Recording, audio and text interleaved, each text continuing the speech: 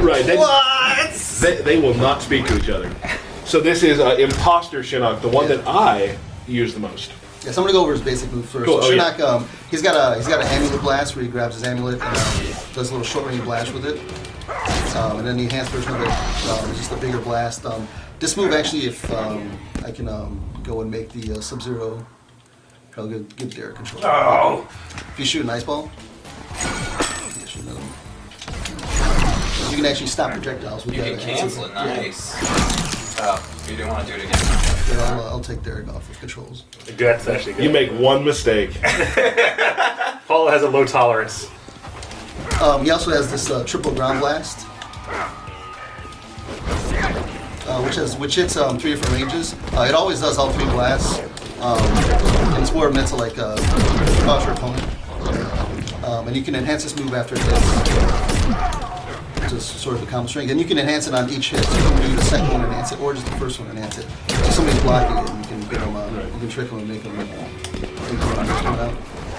And then there's other universal moves. This big shoulder rush, which wizards are known for shoulder rush. Yeah. You guys knew that. So some unique things in practice is you can set like your positions of where you're going to reset the game to. So like I'm going to set it to the left here real quick, and then like if you're playing online and like Sub-Zeros are playing against you and like the Ice Mode Sub-Zeros are pressing you in the corner and like putting you in Ice Mode situations, you can actually use practice mode to figure out how to get out of some of these situations. So you can set the recording, and you can actually record what the other Sub-Zero, your Sub-Zero opponent is going to do against you, and you can set whether or not you're blocking or not blocking it. So I'm going to set it to block and duck. And then do like a little ice mode setup, which Sub-Zero's always do. And you can figure out what I can do to stop this. Right. Like here, if I do this move on reversal, I can actually hit him. But if I do that, I can't get him. Right.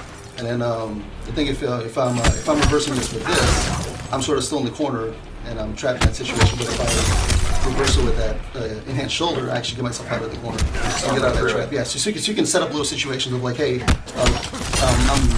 these things are like beating me in matches, and you can like find out ways to get around them by using practice mode. It's really good. Like for me, when I first started playing these kind of games, I was still, a casual in a way. You absolutely are. I would definitely find a move that I couldn't quite beat, record it, and just try every single thing to get out of it. And like, you do that enough, then you get into a real match, and you do it on reaction. Gotta hit the dojo. Yep. Another cool thing, do we have it in here where you can actually put on the different backgrounds and such? Yeah. Yeah, we should talk about the training room background. Yeah. So right now the training room background doesn't have any interactive objects loaded, but you can set it to load different ones. So you can set it to load Cove, and it'll quickly load the Cove interactables inside of the training room. Right. So now that everything that's in the Cove, so if you want to kind of try, interactive specific combos which can exist, you can change these out all through practice mode. They all just become holograms. Can you make a hologram Blanche? That could be the greatest thing. Don't spoil me. Don't spoil me. I'm going to see if that works. I'm sure it does. There it is. We all know Blanche, and she has a holographic counterpart She'll live forever this named way. Blanche 2.0. Does she have a Twitter account? Ooh. If she has a Twitter account, I'll probably write it You'll down probably wrong. mess it up. So she's going to have a Twitter account now, I bet. There's Now that some you poor mentioned it. grandmother somewhere named Blanche. It's just right now is getting a whole bunch of followers. Right.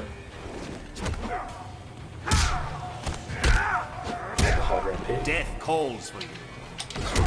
Let's try to go through some of Imposter's stuff he does, too, then. Yep. What's special to him?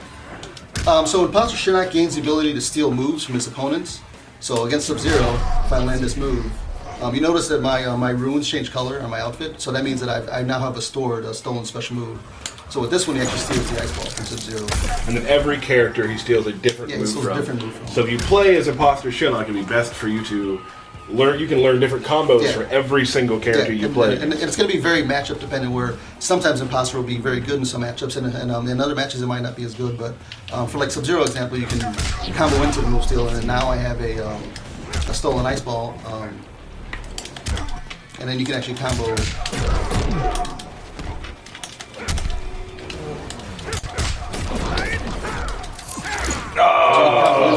You are a fool. Cool. So or something like that, you could probably freeze them like a minute and just go right back into a posture again, and you could either combo after it or just use it as a way to and kind of steal another reload the ice ice ball again Yeah. to keep pressure. Yeah, so there would be a lot of setups to these. And then you can use practice mode, of course, to figure out the setups. Cool. All right, so what's the next one? Another little bonus practice mode is you can quickly switch out variations. So right now we're going to go to Bone Shaper and we'll switch out Sub-Zero to Unbreakable. That's just a quick load, and then you're back with the new variations. No player selected on that. Yep. So I feel like this practice mode, like every single game we do, we learn a little bit more about how to make the practice mode a little bit better. Yep. And this is like by far the best practice mode we've done.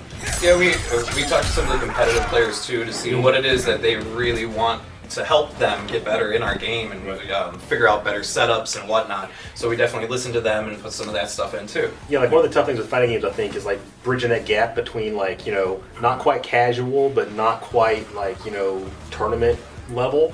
And this is a great place to kind of go in and to be able to kind of like, you know, learn those so that learn how to bridge that gap. Right. Absolutely. Now, Bone Shaper Shinnok obviously uses. Yeah, he can summon. Bones. Yeah, he can summon he can summon different weapons. So he's got this like little sickle, bone sickle. Bone sickle? Hashtag bone sickle. That's got a little combo with the guy standing next to you. He also has this this little low poke, which is a very good low poke that you can go into. That's where she comes from. And then Bone Shaker, he can slam the icicle on the ground, which is actually a ground pound, which hits you on the screen. And he also has the scoop move, which slams the opponent over, which you can do inside of combos. Nice. And the enhancer move pops the guy over. I Awesome. think his amulet gets changed as well, doesn't it? Yeah, his so- amulet, he actually uses the little the weapon that he handle, has, the hilt, yeah, yeah. the handle that he has that forms into the other weapon. He actually uses it to shoot a. Awesome. Maybe we could see an X-ray. Ooh, I don't know if they're ready for that. You guys ready for I'm that? ready I for don't it. know Let's if do it. Let's do it. All right. All right, first, I'm gonna show you guys the miss animation for the X-ray just because it's awesome.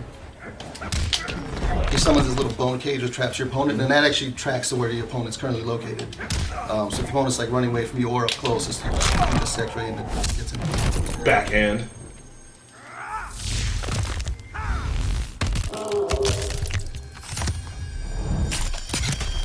You thought he was done. No. Nope, not done. Not done.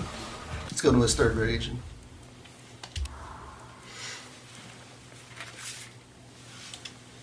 Necromancer versus Cryomancer. Crazy. Battle of the Excellent. Mancers. Mancers. And you'll notice he's got these skeleton arms now too, which is visual variation. Yep. Right? Yep, and then in Necromancer, he can summon some bones. You just gotta figure out how to do them. Oh, the flick.